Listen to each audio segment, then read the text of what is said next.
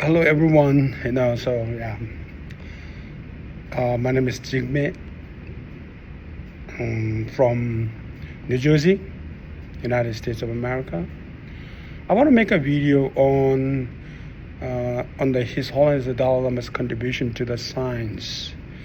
Science means the modern science. Okay, so I just want to talk about this because his 90th birthday is coming soon, which is a milestone for the Tibetans. So I just want to highlight some of his contributions to the modern science.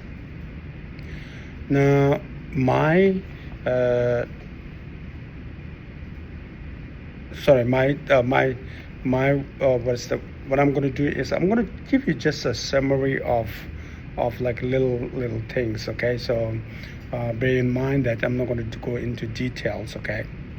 Now, if you really want to go into details, there are a couple of books. There are so many. Actually, there are so many books, which highlights the Dalai Lama's contributions to the modern science. One of the most important book is the universe as a single atom. So that tells you a lot of stories. Okay.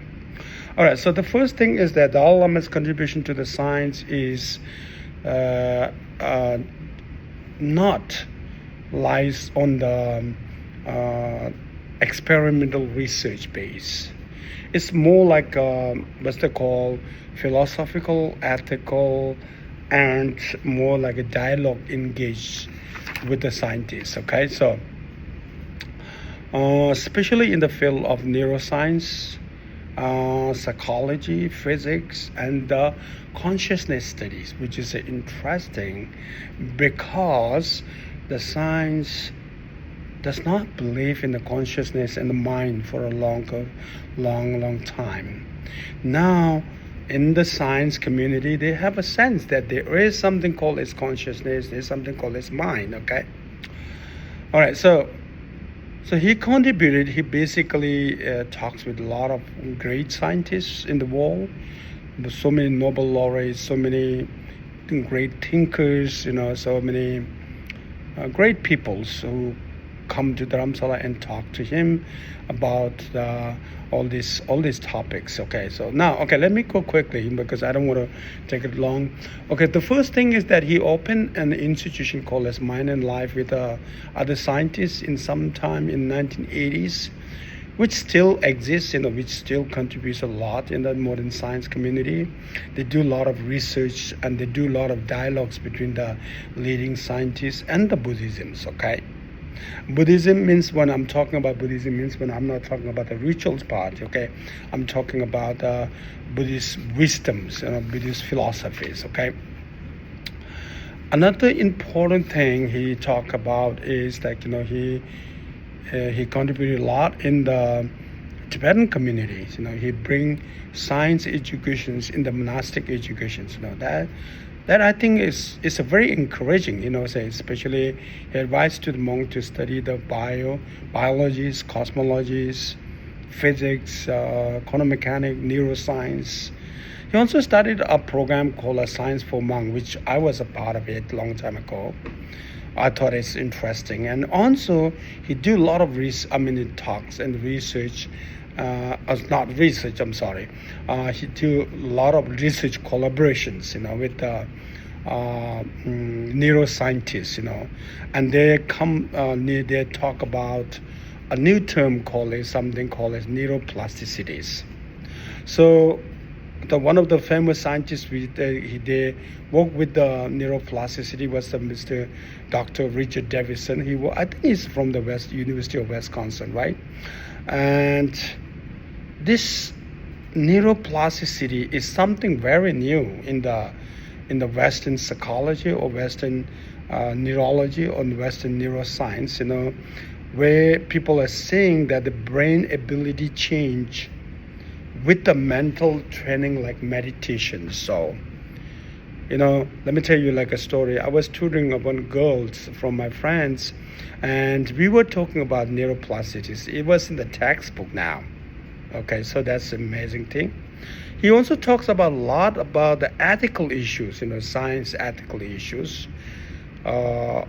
He talks about the idea of circular ethics, where everyone should practice compassion, empathy, and science-based learning, which is amazing. Actually, no one talks about it. Okay, he also talks about this, what we call as, to pursue a research, not just on the knowledge, but for the being of for the well-being of the humankind. So those are really really important. He also talks about that frequently he emphasizes on the what's that called, the research should be based on the science knowledge, and all this should be based on the moral responsibilities. So those are the things, in short, those are the things that huge contributed to the modern science by the Dalai Lama. Now, if I go like quickly, one by one, he contributed so much in the physics, he contributed so much in neuroscience, psychology, consciousness, and ethical science, right? Now, one of the things which I like to talk about all the time is not about the ethical issue. I'm sorry about that, but I want to talk about, I like to talk about this. What is that called? Dalai Lama and the quantum physics. People, whenever he gives a teaching, he talks about the quantum mechanics or the quantum physics. So what is so fascinating about this quantum physics and the Dalai Lama, okay, and His Holiness the Dalai Lama? So basically, Dalai Lama does not claim Buddhism is quantum physics. That's the thing we need to know. But he sees there's a philosophical resonance between the science and the Buddhist philosophy, especially Madhyamika Buddhisms, right? Yes. So now, I just don't want to make us video so long now. So let me talk one thing, the little thing, okay? So we can talk about that later on. You can ask me questions now. What is the relation between the quantum mechanics and the Buddhisms? Especially we call it Shunyata, right? In Sanskrit, in Indian Sanskrit language, it's called Shunyata. In English, it's called emptiness. So there is one specific thing that His Holiness always mentioned is quantum physics suggests that normally the science of quantum, the quantum means what? A very small science. So the quantum physics just suggests that the particle do not have a definite property until it's measured. That is very resonated with the Buddhist philosophy called as emptiness. They talk about where things basically lacks of inherent independent existence. So those are the two connections really, really work well. So that's why he keep talking about the quantum physics with the Buddhism, works very well. And then he is also so much emphasis on the main aspect of the Buddhist philosophy is what? Basically, dependent originations, which is independently exists everything, not inherently, what I'm saying? So, which is also very, very a match with, in quantum physics, we say quantum entities appears dependent on observation. So here is the parallel. Here you can see that, here is the things, how the Buddhism and science go together, how the Dalai Lama works so well with the renowned scientists like, Anton Zelenka, David Bohm, Richard Davidson, and you name it, okay? Thank you very much.